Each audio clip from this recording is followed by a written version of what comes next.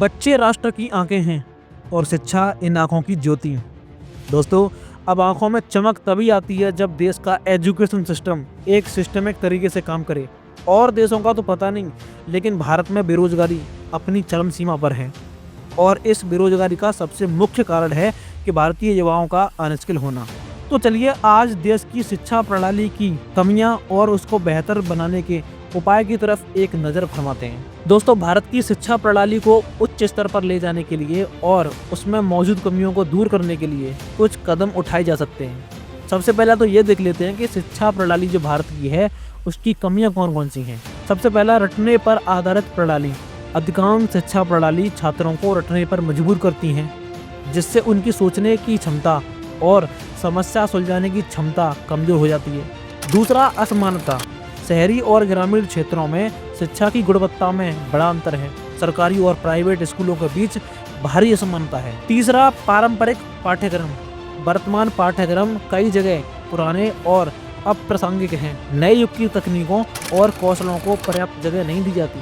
चौथा आता है कि व्यवहारिक शिक्षा की कमी। छात्रों को केवल किताबों का ज्ञान दिया जाता है, जबकि प्रैक्टिकल स्किल्स और रियल वर्ल्ड एक्सपीरियंस पर ध्यान नहीं दिया जाता। पांचवा, शिक्षकों की कमी और प्रशिक्षण। दोस्तों, कई स्कूलों में प्रशिक्षित और प्रेरित शिक्षकों की कमी है और इसके अलावा शिक्षक भी आधुनिक तकनीकों का उपयोग करने में पीछे हैं। छठा, मूलभूत सुविधाओं की कमी।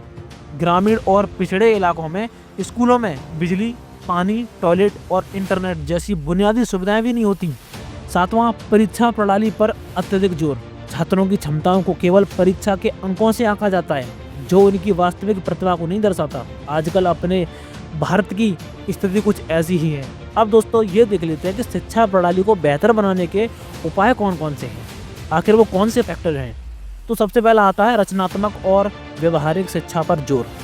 शिक्षा को रचनात्मक और प्रासंगिक और प्रैक्टिकल बनाया जाए, जिससे छात्रों को कौशल विकास और प्रॉब्लम सॉल्विंग में प्रशिक्षित किया जाए। दूसरा, डिजिटल शिक्षा का प्रसार। ग्रामीण और दूर दराज के क्षेत्रों तक ई लर्निंग प्लेटफॉर्म्स और इंटरनेट की सुविधाएं पहुंचाई जाएं। डिजिटल शिक्षा छात्रों को बेहतर अवसर दे सकती है, जिससे कि उनका कैरियर में हेल्प हो सकती है। तीसरा, नई शिक्षा प्रणाली यानी कि न्यू एजुकेशन पॉलिसी। दोस्तों, नई शिक्षा नीति को सही तरीके से लागू करके छात्रों में कौशल आधारित शिक्षा, मातृभाषा में शिक्षा और मल्टी डिसिप्लिनरी अप्रोच को बढ़ावा दिया जाना चाहिए। चौथा, शिक्षकों का प्रशिक्षण। शिक्षकों को आधुनिक तकनीकों और नई शिक्षण विधियों में प्रशिक्षित किया जाए, ताकि वे छात्रों को बेहतर तरीके से गाइड कर सकें। पांचवा आता है स्कूलों में मूलभूत सुविधाएं। दोस्तों, सभी स्कूलों में बिजली, पानी, टॉयलेट और इंटरनेट जैसी सुविधाएं अनिवार्य रूप से उपलब्ध होनी चाहिए। अब ये तो बेसिक हैं। छठा, स्टार्टअप्स और इनोवेशन पर जोर। दोस्तों, छात्रों को स्टार्टअप कल्चर और इनोवेशन की दिशा में प्रेरित किया जाए। स्कूल और कॉलेज स्तर पर इनक्यूबेशन सेंटर्स खोले जाएं।